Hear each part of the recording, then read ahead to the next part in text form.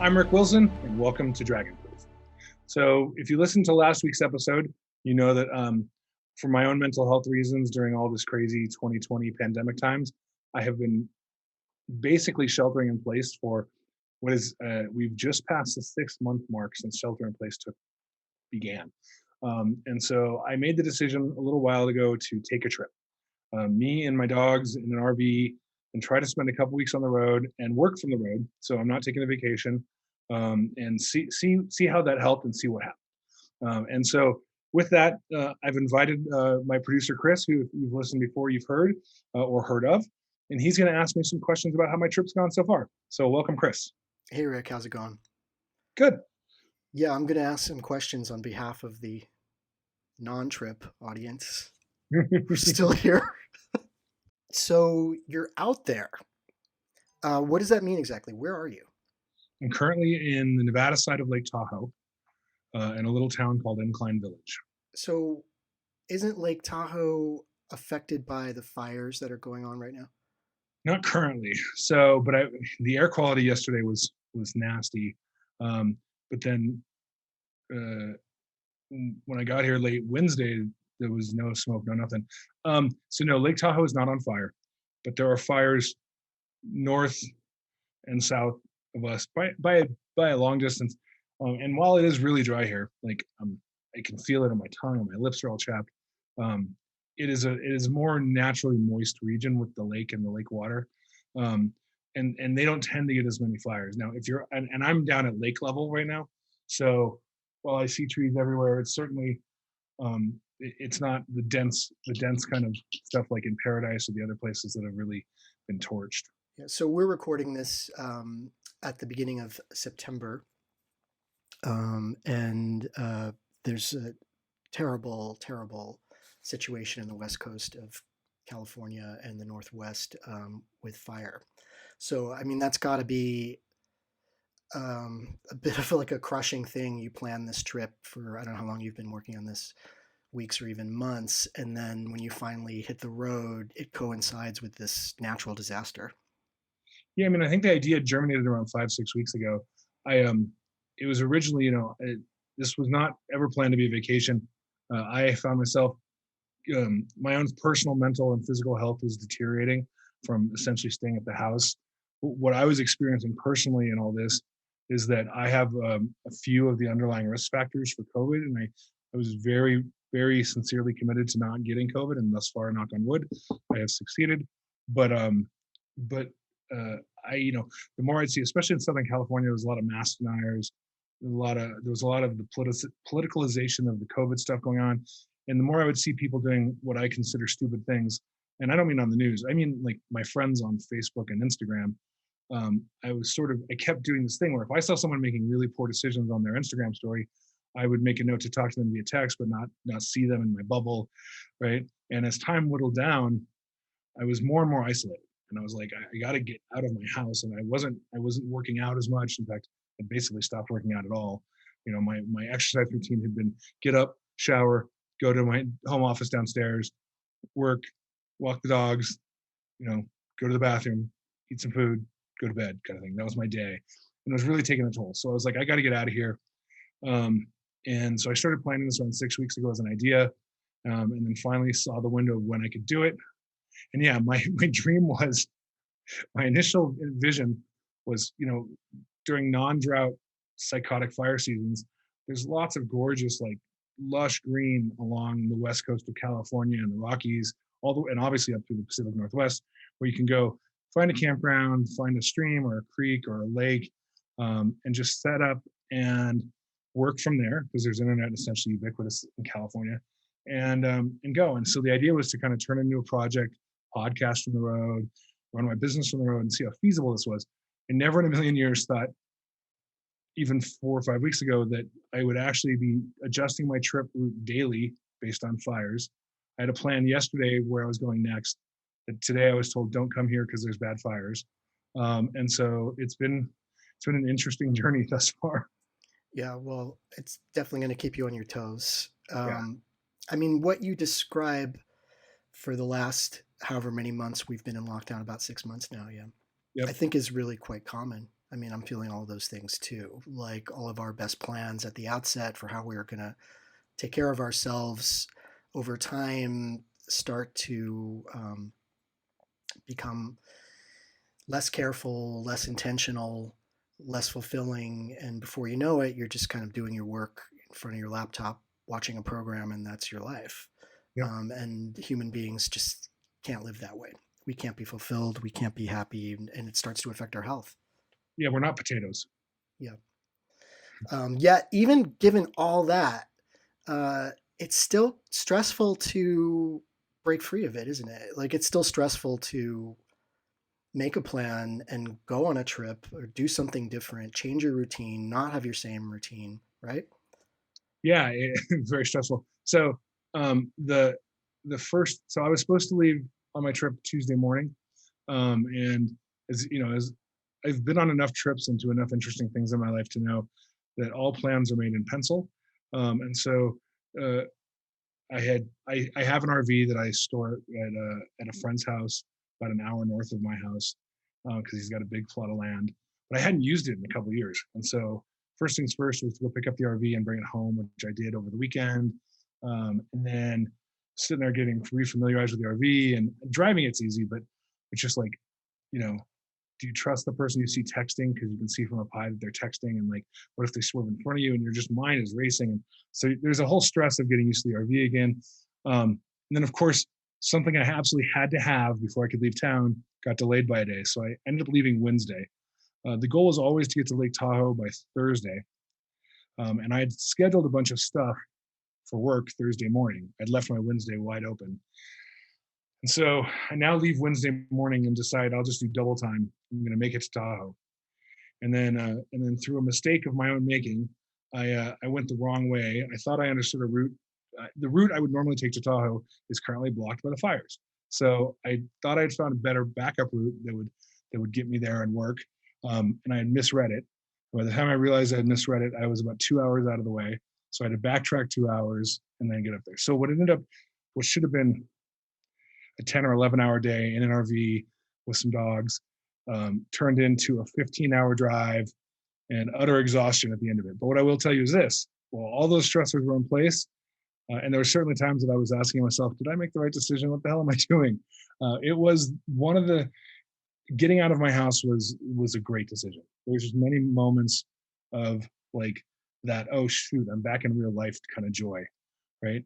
And one cool thing about living in an RV, since you have all your own stuff, it's kind of like being at home. You don't have a mat.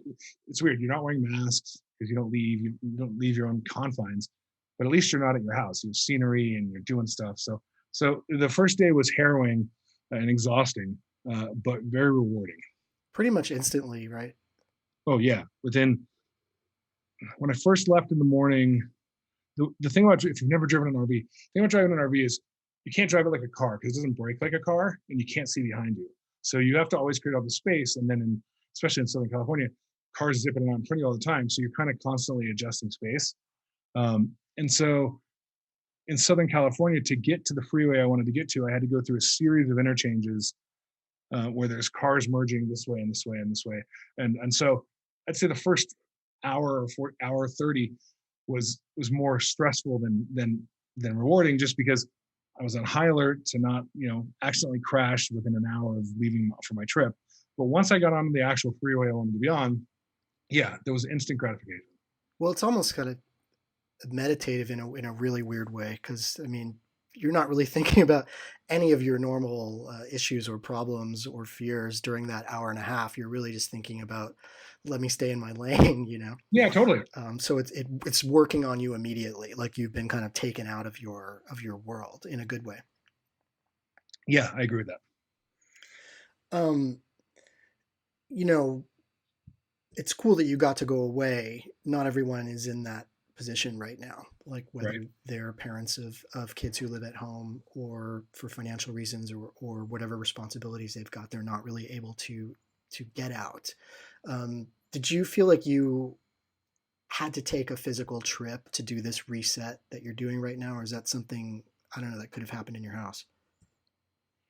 Gosh, I don't know how I would have pulled off this reset in my house.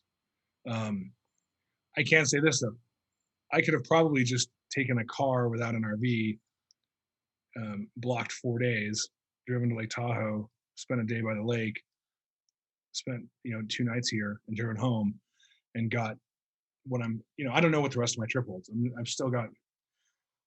We're recording on Friday the 11th. So I still have 11 more days, more than that. I have 11, 12. I still have another almost 2 weeks on the road. So predicting how I'll feel 2 weeks from now is a fool's errand. But the initial reset I was looking for, I think I could have achieved by just driving, getting to a new destination, taking some time to stare at some scenery, preferably nature, at least for me, and then driving back. So you're going home tonight? No, I'm definitely not. I'm gonna Case closed. It's solved. You I'm fixed it. gonna do my best to see this journey to the end. Yeah. I mean, the whole thing feels pretty loaded with metaphor. Like if we're talking about um, more than you personally, but running a business, perhaps, or anything in life, like where you kind of get into routines by necessity, but then over Yeah, time you can kind of drift away from why you do the things you do, or the joy that you get out of the things you do, or the purpose or meaning that you get out of the things you do, and you need to get some fresh perspective on it. yeah. I mean, while I needed a mental health reset to just have a couple days of joy, I feel like if I went straight home right now, I'd fall right back into that same routine. And my goal, I have some goals for this trip, and those goals are to very much in line with resetting my routine, right? So I want to get back to, I walked more yesterday than I've walked since pandemic started. So I want to get back to, by the time I get home, I know they won't be permanent habits, but I want to just have that sense of like movement and activity, and have figured out routines I can do that aren't tied to my old behavior, like aren't tied to my old way of life. Because Dr. Fauci was on television today saying he doesn't think we'll be back to our normal lives until at least the end of next year, so 2021. So if I wait till the end of next year, just being solitary inside my house and being slothful, I might not be here to do a podcast with y'all. So I need to get some routines, especially around movement and meditation and just health, which was a big portion of this trip. I mean, that sounds like a really great intention to set. It's definitely different than I'm just going to go to Waikiki for a week. I've got a Oh little yeah, more intention behind this. yeah. This one definitely has a lot of intention. And that's important, setting intentions, right? Yeah, look, no, don't get me wrong. If the world is back to normal, I wouldn't choose Waikiki, but I would be in Hawaii in a heartbeat. Right. But but if that implies the world's back to normal, which implies when I got home, I could go back to my old working routines. Or well, Not let's talk about the work part of it. So we're thinking of this as really a working trip, yeah, or an exploration, experiment, whatever you want to yeah. call it. So you're doing work. Like, where are you right now? Are you in the RV? No. I'm currently in a hotel room because I had to have good upload speeds today for some Zoom meetings. Okay, so The what RV is is just your running. what is your work what is your work day like? Like, how is this going to work for you? Is this similar to just being on a business trip? No, well, yes and no. I mean, if you listened last week or last episode, what we were going to say, uh,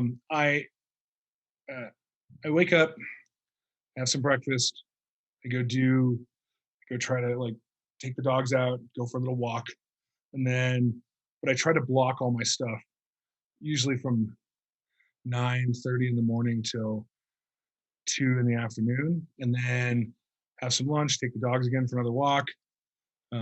If there's something cool that I can take the dogs with me to, go walk to that. But the dogs are perfectly happy in the RV. It's nice and comfy in there, and they have their beds all set up. Or I can leave the dogs in the RV safely and go for a longer walk by myself, or go sit by a lake, as it were here, and do that. So, and then I'm answering emails again when I get back from that, and then have some dinner, and that's the end of my day. And you're having Zoom meetings and that kind of thing, like from wherever you are. Yeah. So what about it so far is different than what your normal day is? I mean, work wise. Work-wise, not a ton has been different yet. So that's interesting. So far, like, we're kind of proving it. You really could be anywhere, right? Yeah, for my specific role, which we talked about before, whereas I'm not deadline driven per se, I think I could do this from anywhere. But having in order to do my job well, I have to have good upload speeds. So when I got here, I checked speed test on my phone, and I wasn't getting 9 megabits or anything like that upload. I came over to this hotel. I got 9 down and 9 up. So I was like, sold. I'll stay here. What about this is not that great? Um, well, it's forcing me to rethink all my routines, right? Because when you're at home, you've got a fridge full of stuff. I mean, I have a very tiny fridge in the RV, but you have a fridge full of stuff. Um, you've got other routines that have, my dogs don't realize it's a pandemic. And so um, there's a lot more having to think through stuff that I could take for granted before. When I woke up the next morning after that exhausting day, I was like, what am I doing? Like, why am I here? Should I just enjoy Lake Tahoe for a day or two and then just go home? Or do I continue on? After getting a very good night's sleep last night, I'm currently continuing. So, so far I've been talking a lot about me, but that's not, I wouldn't get on the podcast and just talk about that. The point of this, and where this really ties into the Dragonproof concept, is what I've noticed is that people seem to always want certainty. And we've talked about this before on the podcast. There's no such thing as certainty in life. You can have principles, you can have guidelines, you can be flexible, you can have a metamorphosis. I was going to mix some word metaphors in there, but you can have rules to live by that help you adapt to change. But one thing you don't have is certainty. I mean, just the fact that I had to restructure this whole adventure to be a fire avoidant adventure versus my original plan proves that. And I think that's a big takeaway for our business listeners in the audience, is that you don't know what will happen tomorrow in your business, right? And today being September 11th is another good example of that. We're recording on September 11th.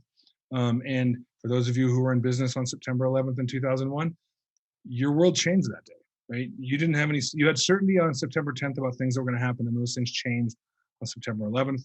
And this is a good way to remind all of ourselves of that lesson, both personally, professionally, to encourage our employees with these principles, to encourage them to practice these principles, and make sure that when you're looking at your business, when you're working with partners, to listen and be adaptable, and help focus on the solution, not some rigid maintenance to a certainty process. So, how does the concept of uncertainty link up to this other theme of us feeling stuck or blocked in some way or resistant, whether it's personally or professionally? How does this thing that's hanging over us that we don't really know what's coming tomorrow linked up to this sort of feeling of stagnation that we've got going on inside? Sure. I mean, I think they're directly linked. So, think about the very simple perspective of the uncertainty during COVID, causes people to postpone decisions, which causes stagnation, and therefore you have to find a way to shift the energy, personally, professionally, help your employees do it across the board. They're very intricately linked, because the uncertainty can cause people to not make decisions. In fact, it's almost the most common outcome of uncertainty. You'll have opportunists and you'll have other things, but most people just freeze and wait for things to be over. I don't think any of us thought we'd still be pseudo sheltering in place 6 months later, and so therefore, I think many people have postponed making decisions, and it's time to shake that off and do things, whether it's taking up a new hobby or exercising or going on a road trip, or I don't know. I can't think of all the things anyone could do to create a new routine, but it's time for a new routine to help you shift the personal and professional and relationship energies across the board. It's kind of like discovering frictions, like in how you do business. We talked about friction quite a bit, and discovering places in the process where things are not moving smoothly is a common feature, like of running any kind of business, right? Yeah, so I can say, Identifying that. yeah, so we've made the work from home transition, which we've now been doing for 6 months.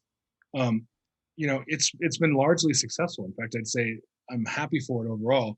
But that's a great example of it. If I just took the fact that we made it in the first 2 weeks successfully, and never went back to relook at it, I would probably, or I shouldn't speak in the I in the sense, Miva would probably already be suffering some significant pain from not reviewing that process. And we have made it internally, we've created a process to review the work from home stuff, both with management, to have management check in with their individual reports.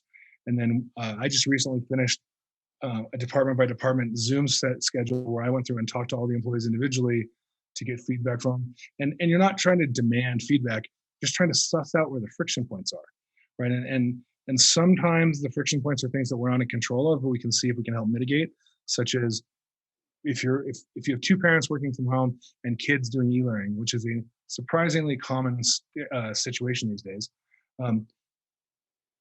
That is a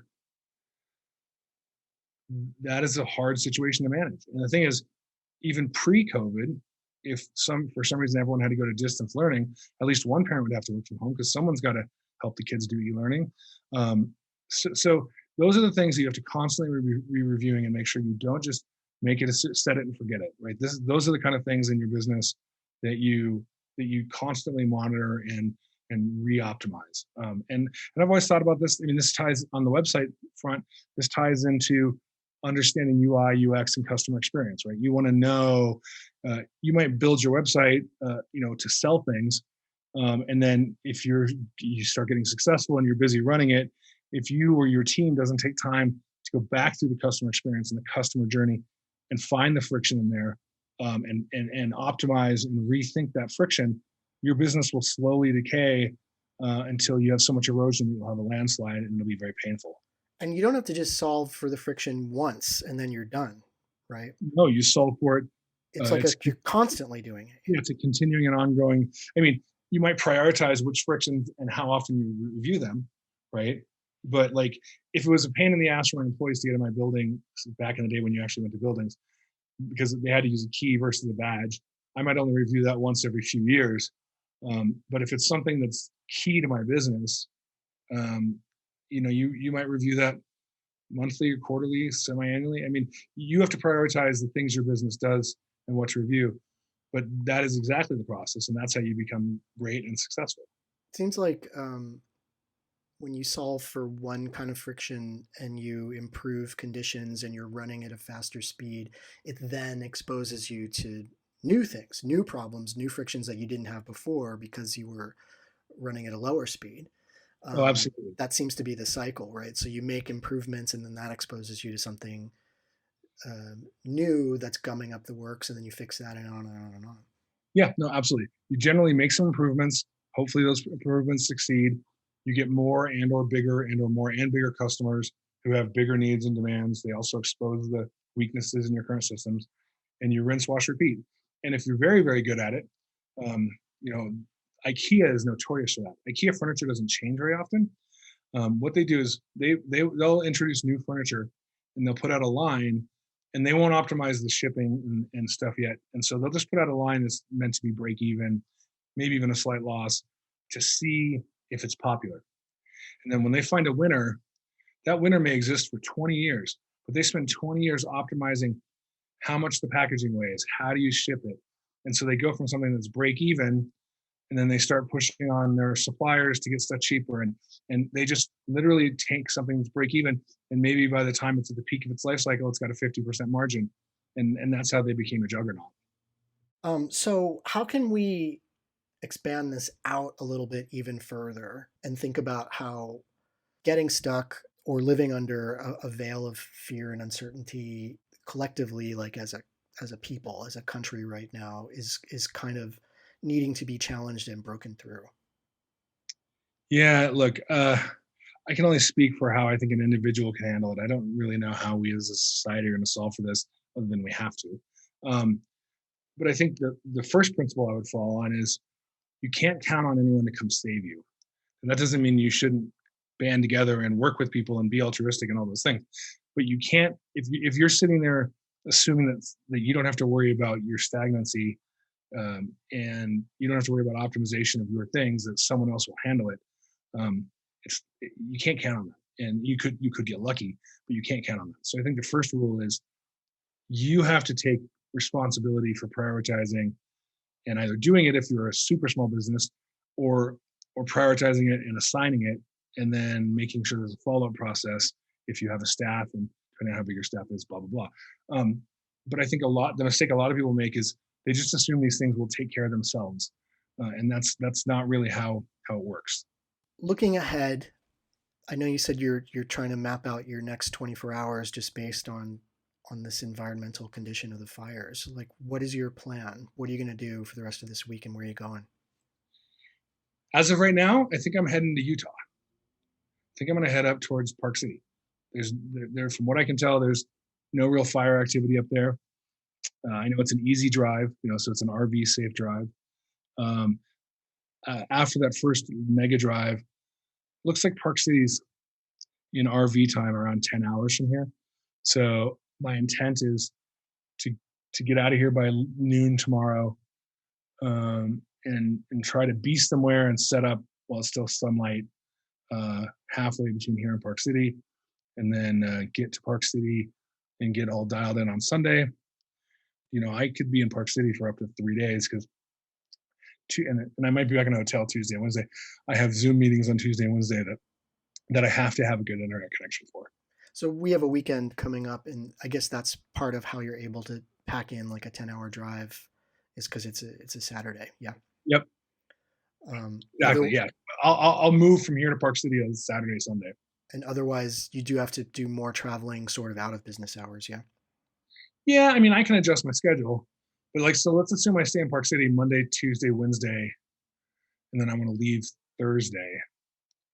I want to head back towards Southern California at that point, because I have a deadline that I want to be back near here by.